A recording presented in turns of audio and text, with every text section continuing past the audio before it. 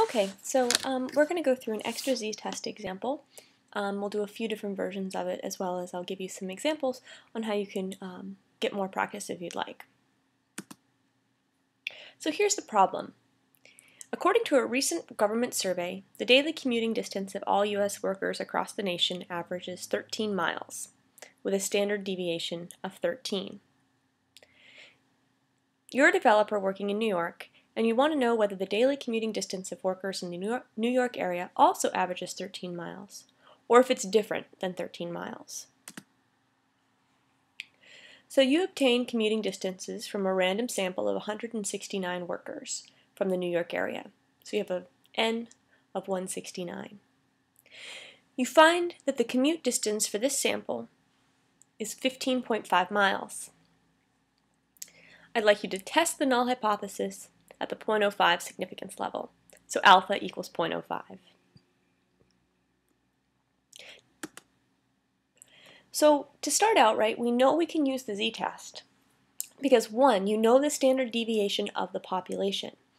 I mentioned it in the beginning of this video. It's 13 miles. So the mean of the population for all national average of commutes is 13 miles, and its standard deviation is 13 miles.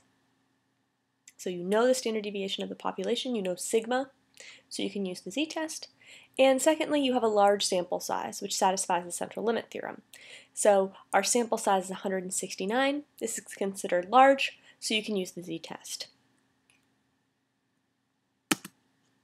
All right, so your job, you'll use the hypothesis test summary format, so going through those 6 steps to solve this problem. Now you might want to do it in 2 different ways. I suggest trying to solve the problem on your own and then check your answers and steps with this video. So you might want to pause now, solve the problem, go back and see the problem itself, make sure you write down all the relevant information, or you can go ahead and just listen to what I'm going to talk about now. We'll walk you through the steps. Okay, so first we start with the research problem, and again, remember, this is when you state the problem in plain English. If we look back to the beginning when we set up the scenario, the question was whether the commuting distance of all New York area workers, so the New York area population, was different than the national average of 13 miles. Here we're just saying, is it different? Is it not 13 miles? So we're going to now set out our statistical hypotheses. We're not worried about whether it's shorter or longer, we're just wondering if it's different than 13 miles. So when we set up these statistical hypotheses, we're going to be doing a two-tailed test. We just want to know if it's different, not any longer or any shorter. So we use the hypothesis, the statistical hypothesis format here. So we say that the null hypothesis is that the population mean of New York workers' travel distance is 13 miles. So mu equals 13. I put miles in parentheses here. I don't mind if you use the units. You don't necessarily have to, though. And the alternative hypothesis is that the population of New York workers, their commute distance is not 13 miles. So here mu is not equal to 13. So that's what I need to see for the second step.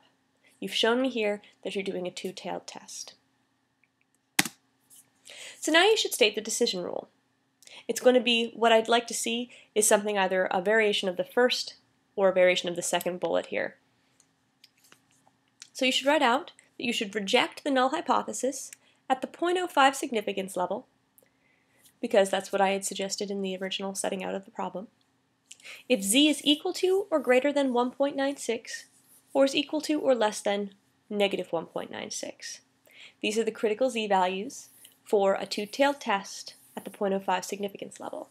You can check back in your notes to make sure that you know why this is true. I also don't mind if instead of writing out both sides of the tail, you can write out something like reject the null hypothesis at the 0.05 level of significance if z is equal to or more extreme than plus or minus 1.96. That's also perfectly fine. I just need to know that you're talking about both ends of the spectrum, very high or very low ends.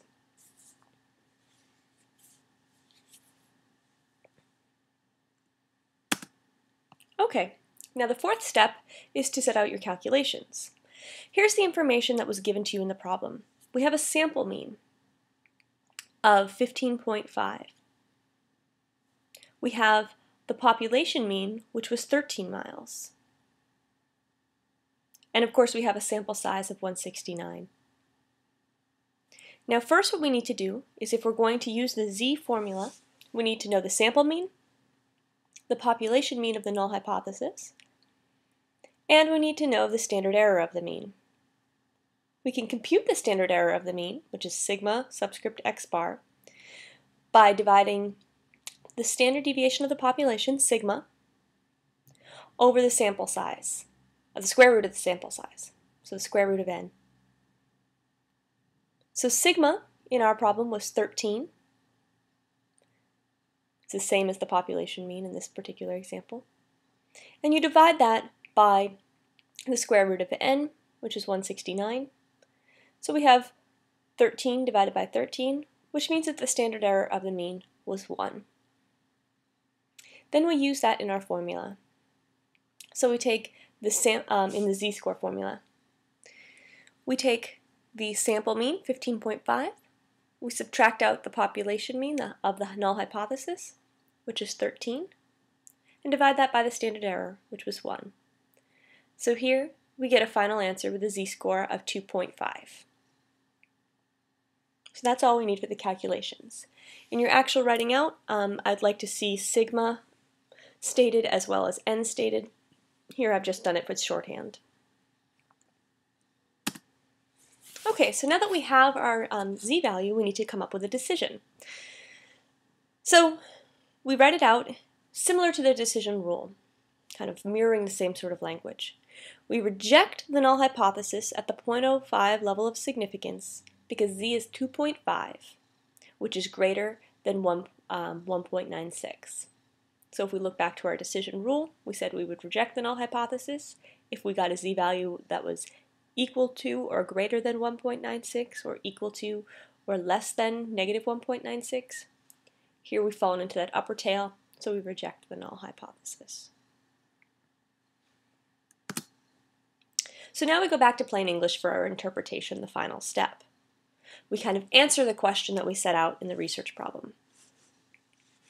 So the mean commuting distance of all New York area workers is different from the national average of 13 miles. Remember, we can't say anything about what direction it goes in. We can't say what we think the actual population mean is for New York area workers. All we can say, it's different from the national average. That's all our test told us.